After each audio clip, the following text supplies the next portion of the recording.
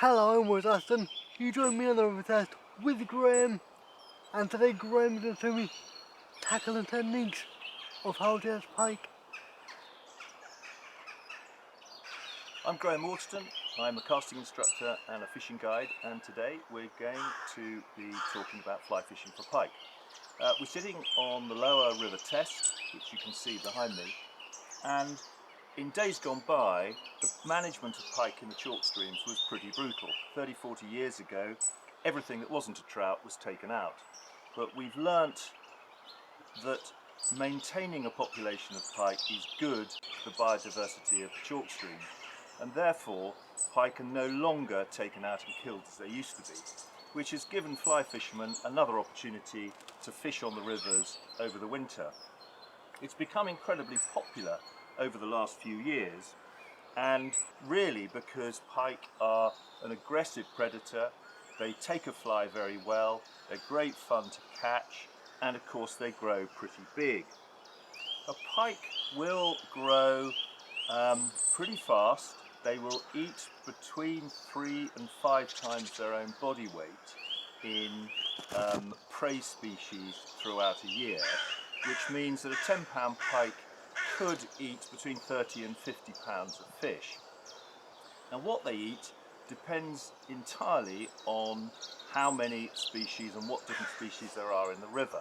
So it isn't all trout that they're going to eat.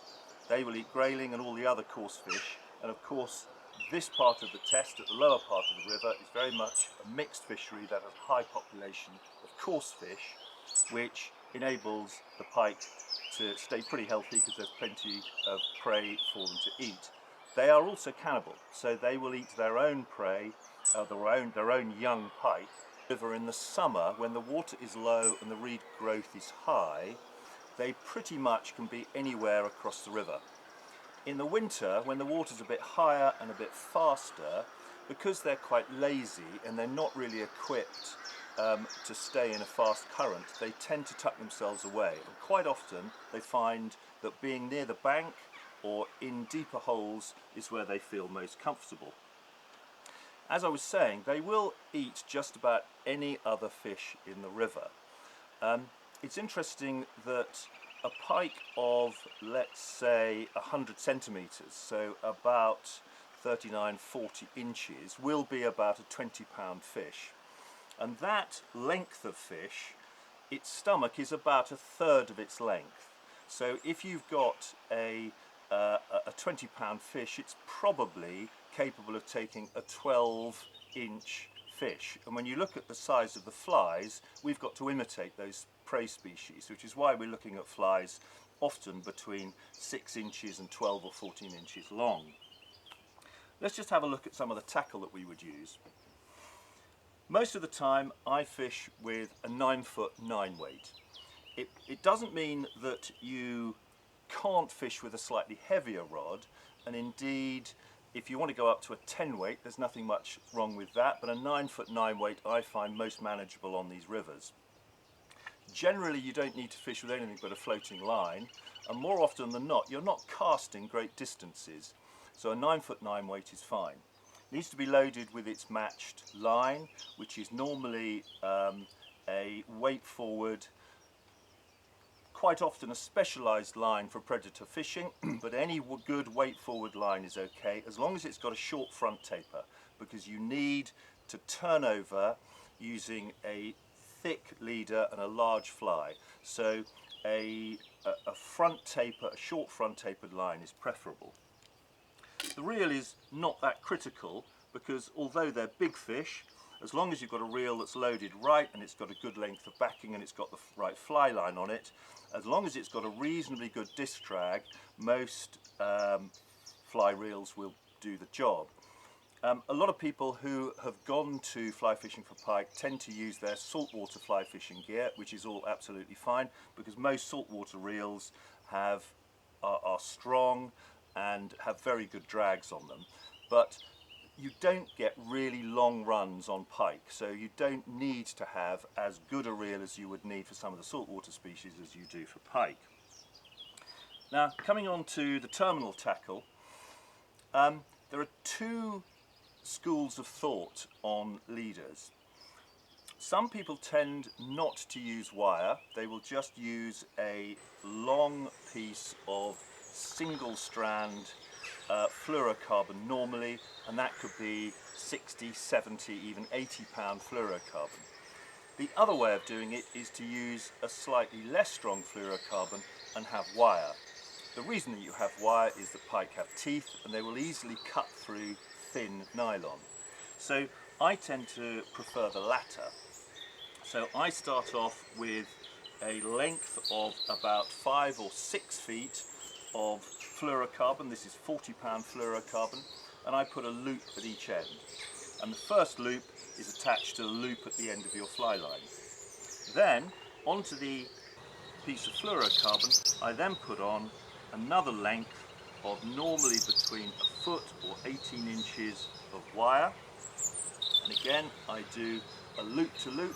So you loop one end onto your nylon, the other end I loop onto a clip, and those clips are then make it very much easier to change from one fly to another.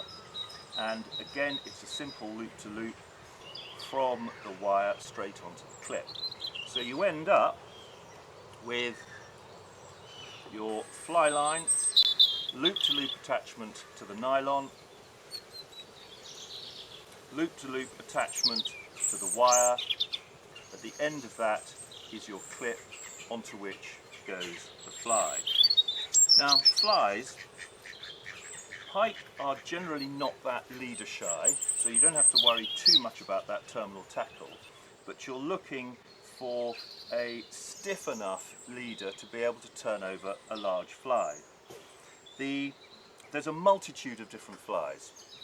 Some of them look very much to match the prey species that the pike are after. So there are flies that will imitate roach, for instance, and they come in various lengths. Some imitate perch. That's a particularly small one, but they come in larger than that. And then you have this one actually is supposed to imitate the darker flies that you find in the lower part of the river, like bream. And on still waters, these work very well if there's a good tench population as well. And then if you're convinced that your pike are feeding on themselves, so they're predating on small pike, then a longer fly like that, predominantly with green flashy colours as a pike is, that is the one. So a variety of different flies. As far as size goes, generally a fly of around 4 to 6 inches for the chalk stream works well. You can go larger, you can go smaller, but it really doesn't matter too much. And the one I'm holding here is called a flash-tailed whistler. It's probably one of the most popular and effective flies. And if there was ever a default fly for the chalk streams, then that good old flash-tailed whistler is it.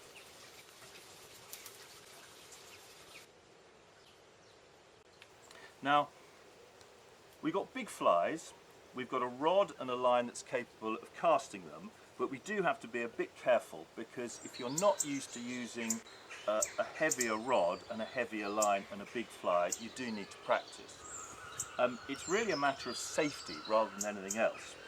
Although most of these flies, or all the flies I use, are single hooks with a crimped barb, they're nonetheless not very pleasant if you get one in your earlobe. So you've got to be a bit careful when you're casting it. And when it's windy, you've got to be very aware of which direction the wind is coming from in order to cast more safely. If there's any one technique that you want to try and master before you go pike fishing, it's double hauling. In other words, by using your line hand to get faster tip speed and faster line speed, which will enable you to get the distance and turn over the fly of that size. On the chalk streams it's less critical, because so many of the pike are very close into the bank, so you don't have to go for such distance. But if there's one technique that you need, it will be double hauling. In terms of line management, as you know, when you're fly fishing, you quite often end up with a lot of loose line lying on the ground, and when you're moving around, that can get in the way. So some people like to have a line tray. I don't like using line trays. I find them even more confusing than without. So I tend not to use them, but you should consider having a line tray if you feel better using one. Now, as far as tactics goes, most pike fishing on chalk streams is done out of the trout season. So normally it doesn't start at the earliest until October. Some fisheries don't like you going there until November, and then you're going to fish through until the start of the course close season in the middle of March. Therefore, water height is variable over the winter. Chalk streams tend not to flood, and there isn't so much variability after rain of getting high and low water, but higher water I always think is rather better for pike fishing, because where the pike are is slightly more predictable.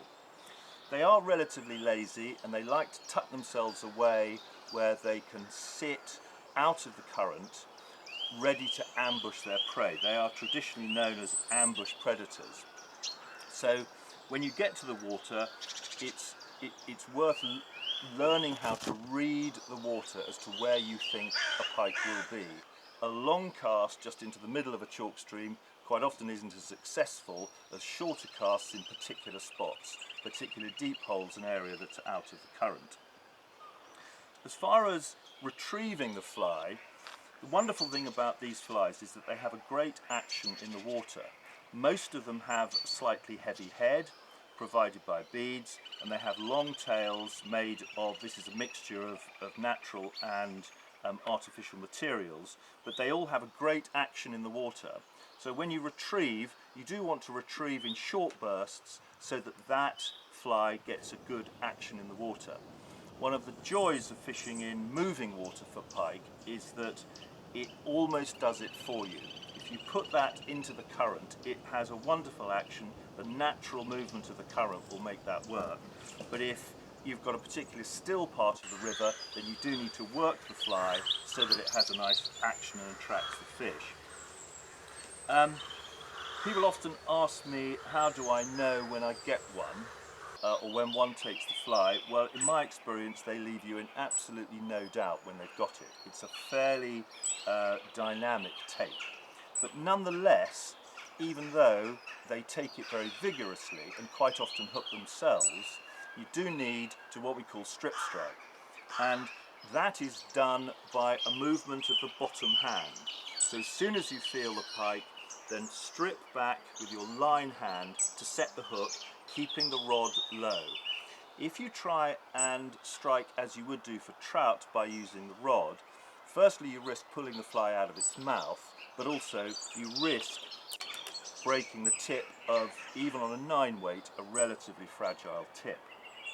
So strip striking is something that you will always try and do when you're looking to hook your pike. And when you've got one on, you play it in the same way that you play most fish. But because you've got very strong tackle, and hopefully you're going to be releasing that fish, the sooner you get it in and net it and unhook it and release it, the better. So you can be fairly tough on them, and they will try and get under roots, they will try and get into weed, so don't be too light on them when you're playing them. Be as strong as you can and get them into the net as soon as you can. For netting pike, they're a big fish, so you need a big net. Any sort of net will do, but one that has an extendable handle that collapses that you can wear on your back makes you more mobile, but you will need a big net. If you've got very grassy banks, then you're okay to put the fish onto the grass bank, but what you don't ever do is put a pike onto hard gravel or a platform or anything like that. And so an unhooking mat, and again one that folds up and is collapsible, that you can have on your back, is preferred. You will also need to have gadgets for getting the hook out of the fish. Because they are single barbless hooks on all the flies that I use, most of the time, if you strip strike well, the hook is on the outside of its mouth and they're relatively easy to unhook. You don't have to dig around too deeply, but occasionally they will take it down deep, So you do need long-handled forceps or pliers. The best way to learn how to unhook pike safely, if you go onto YouTube, there are plenty of videos that will show you how to do it. But essentially, as soon as you can, get it onto your unhooking mat, turn it on its back and sit it between your knees so that you're keeping the fish firmly, not too hard but firmly. If you hold on to the fish under its gills, then it will, as you gently lift the fish, holding underneath its chin, its mouth will open, which will enable you then to get the hook out. It's a technique that's very easily shown on these videos, and in order to look after the fish and make sure they're safe, I suggest that you do look at those videos. They're very good. As soon as the hook is out, please get the fish back in the water as soon as you can. Perfectly reasonable to take a quick photograph, but make it quick. I think people tend to think that pike, because of the nature of being a predatory species, they're pretty tough and strong. They're just as fragile as any other fish. So as soon as you can, look after them, get the hook out, get them back into the water, and if you need to hold them in the water to get them, to revive them, and to make sure there's water going through their mouth and over their gills, then do so. But if you do that, you should release it pretty well. I do hope you all enjoy fly fishing for pike.